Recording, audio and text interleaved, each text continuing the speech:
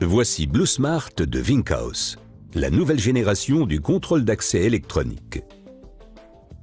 Les composants principaux sont la clé BlueSmart, le cylindre BlueSmart et le lecteur d'implémentation relié en ligne au système de gestion centrale et servant d'interface. Grâce à sa technologie de réseau virtuel qui permet une diffusion virale des ordres, BlueSmart représente une solution optimale et économique pour un contrôle d'accès d'utilisation très convivial. Comment cela fonctionne? C'est très simple. Prenons un exemple. Voici une journée de travail standard. Ayant une clé déjà enregistrée dans le système de contrôle d'accès, M. Muller arrive à son travail. À l'entrée, il introduit sa clé dans le lecteur d'implémentation centrale, ce qui active la mise à jour de ses droits d'accès pour les prochaines 24 heures.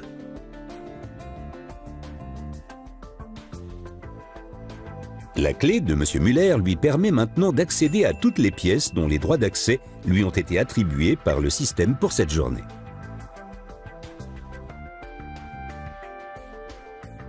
Qu'en est-il des nouveaux collaborateurs? M. Schultz entame sa première journée de travail dans l'entreprise et se présente auprès de l'administrateur qui programme les droits d'accès spécifiques à sa fonction sur une clé BlueSmart vierge et active celle-ci dans le système.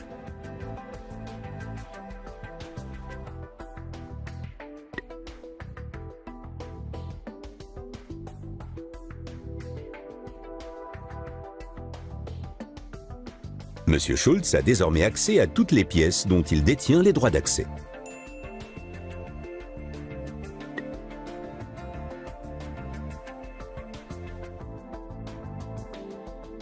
M. Muller et M. Schultz finissent leur journée de travail sans avoir rencontré de problème et quittent le bâtiment dans la soirée. Le lendemain, les collaborateurs arrivent au travail et introduisent leurs clés dans le lecteur d'implémentation. Lors de cette opération, le système actualise non seulement leurs droits d'accès pour la journée, mais enregistre également les données d'accès des clés et des cylindres de la veille sur le serveur.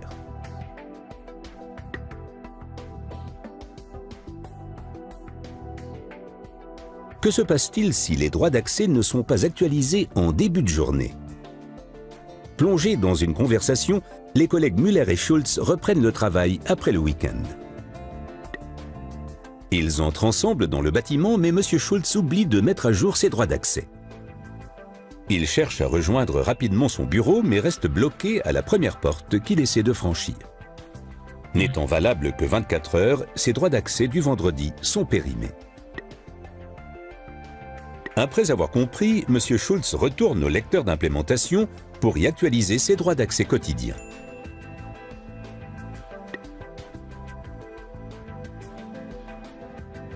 Il peut ainsi à nouveau accéder aux pièces qui lui sont autorisées. Voilà pour le cas le plus simple. Mais que se passe-t-il lorsque quelqu'un perd sa clé?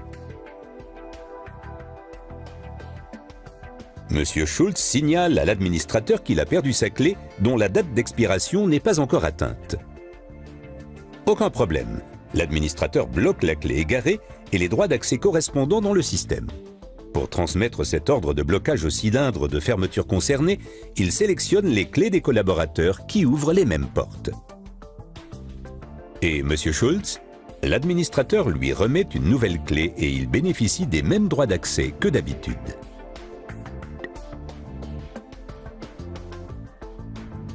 Explication: l'ordre de blocage est activé sur les clés des collègues travaillant dans le même service que M. Schultz lors de leur passage dans le lecteur d'implémentation. Leurs clés transmettent ensuite cet ordre au cylindre de fermeture. Cette opération s'effectue en arrière-plan et en toute discrétion.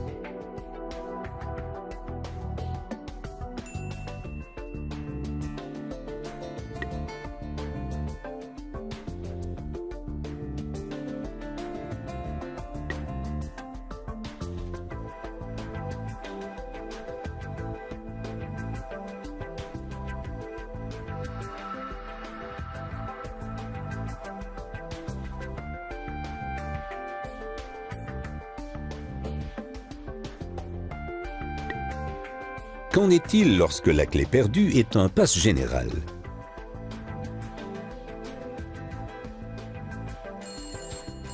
Lorsque l'administrateur prend connaissance de la perte d'un pass général qui permet d'accéder à toutes les pièces, l'ordre de blocage d'accès doit être rapidement transmis à toutes les portes. Cela se passe ainsi. L'administrateur active l'ordre de blocage via le système central sur les lecteurs d'implémentation qui le transfère ensuite aux clés de tous les collaborateurs. Chaque procédure de fermeture de porte entraîne ensuite la transmission de cet ordre de blocage au cylindre correspondant.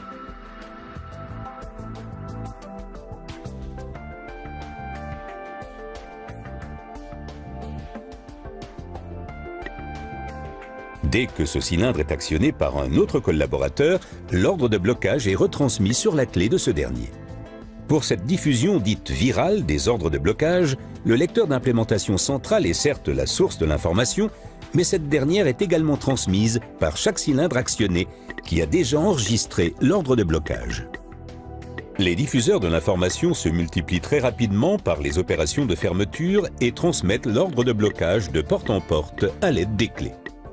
Si une personne mal intentionnée se retrouve en possession de la clé perdue, le système de fermeture lui interdira l'accès grâce à la diffusion de l'ordre de blocage.